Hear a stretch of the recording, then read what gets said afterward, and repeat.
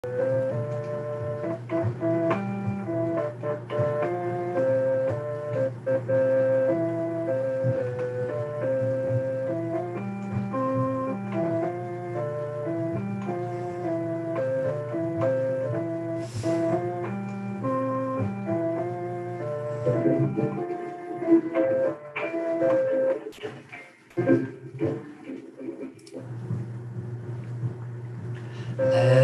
nothing disturb you, nothing affright you. All things will pass, but God changes not. Patient endurance brings you to victory. Once you have God, you'll want nothing more. God alone, God alone, God alone's all we ever need. God alone, God alone, God alone's all we ever need. Let nothing disturb you, nothing affright you. All things will pass, but God changes not. Patient endurance brings you to victory. Once you have God, you'll want nothing more. Hello, friends. This is Sunday afternoon. I tried recording this Whispers from Eternity on Friday. I did it twice, but in both cases, technology gods defeated me and no real sound came out. So, giving up, a bit frustrated, I went on with my other many duties. But now, after Sunday service here in Bothell, Washington, I decided, well, what the heck? We don't want to miss a Whispers, do we? And I have a feeling you might agree that today's reading, or Friday's reading, number 161, has a certain pertinence. 161, demand to be able to conquer fear. Paramahansa Yogananda writes this somewhat longer prayer demand, so listen up. Infinite Spirit, teach me to comprehend the utter uselessness of being afraid. Help me to keep in mind that even death, since it must, at least comes only once, and need not be suffered 1,000 times beforehand through fear. When death does come, it will be by nature's mercy. When it comes, I will welcome it in my soul, for I will understand that it is time now for me to move on. It will lower the curtain on this life's drama, but perhaps I will travel to something new and equally interesting. Let me not, therefore, be a psychological antique fearing change. Teach me not to paralyze my nerves daily with the dread of some future imaginary accident. Such dread may only invite the accident to happen. Bless me that I not let fear anesthetize my mind and shut off my unlimited power as thy child to overcome all tests and trials.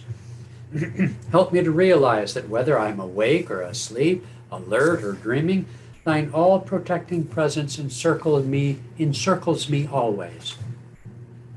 Help me to see that neither mighty fortress nor the wealth of Croesus could protect me from disease, earthquakes, and all kinds of accidents, that thou alone art my protector, and that, though I walk where bullets fly or swarms of bacteria abound, I am ever safe and haloed by thy all-sheltering light. Fear. Well, fear has gripped much of the planet, and certainly these United States of America, all the way back to, I think, symbolically and historically to 9/11. There's a story told, I can't remember all of it, but a story told in India of a demon who killed several people in a village. And the villagers and the village headman went to a nearby saint and asked the saint to protect them. So the saint went into a deep meditation and conjured up or called to himself this demon and said, I forbid you to harm these villagers who live under my protection. So the demon said, well, okay, great. Well, the next week, several more people died. And so once again, the sadhu, the saint, conjured up this call to himself in meditation, the demon once again, and said, I told you not to kill more people. And the demon said, Sir, I didn't kill them. They died of fright.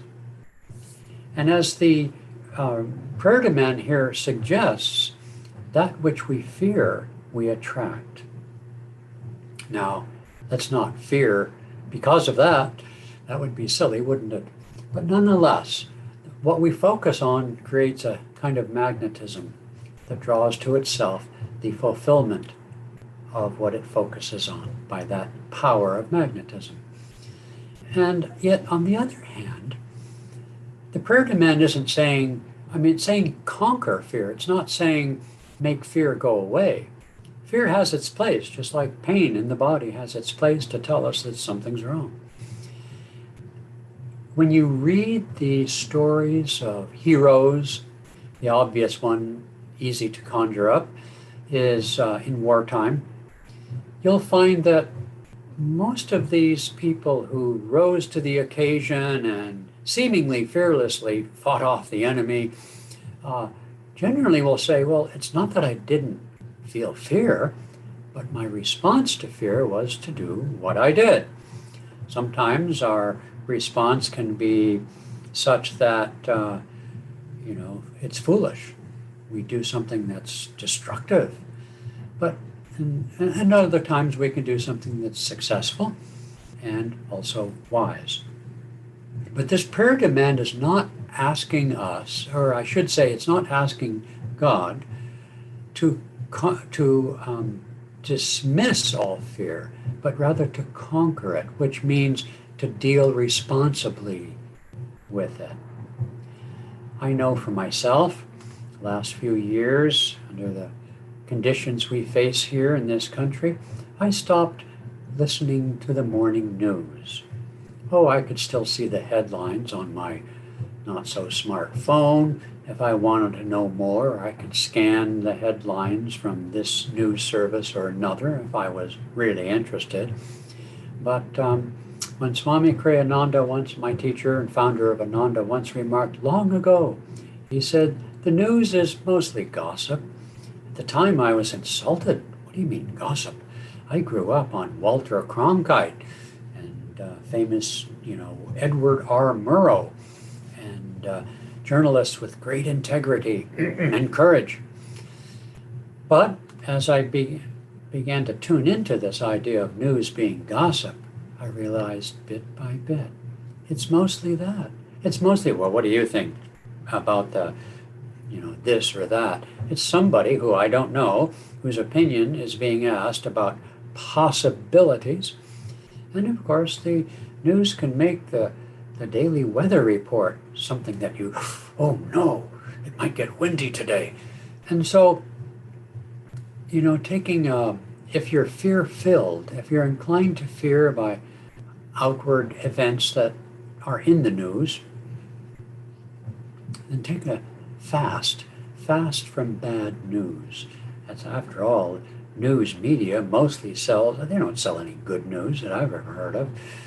There are some channels, print or otherwise, that purport to offer good news, and that's fine, but really if fear of outward events is gnawing at you, take a break.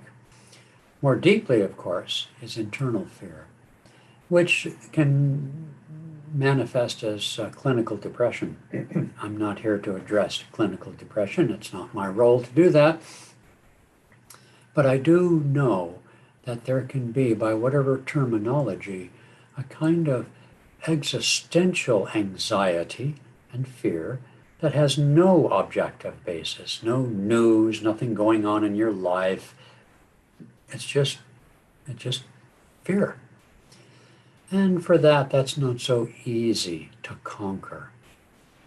Nonetheless, a life of prayer, a life of calmness, a life of yoga and meditation can bring us repeatedly, day after day, to a calm point where we feel the safety and security of our beingness, safety and security of that aspect of ourselves which has given rise to this world, given rise to the self of the body and personality that is untouched, even by death. Nonetheless, fear does have its purpose. The thing to do is find a responsible, creative perhaps, take action to deal with that fear. Now, a lot of people these days, with outward events taking place, are encouraging, even government agencies have for quite a few years now, been encouraging citizens to put aside emergency preparations for when the power goes out or different things happen. And when you do those kinds of things, they're neither simple, they're not expensive and they're simple to do. You just have to do a little research and you can buy some like bags of, for your car, or grab bags for if there's a fire, like if you live in the western states and fire comes along, what will you grab to leave the house? You can do certain things that will actually make you feel better. So be practical in dealing with fear.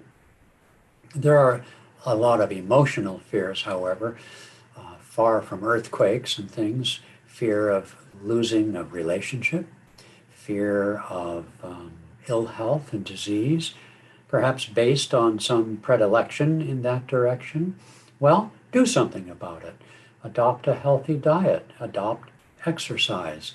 The point being here is prayer, but self-effort that brings to you the magnetism of good health, the magnetism of courage, the magnetism of security.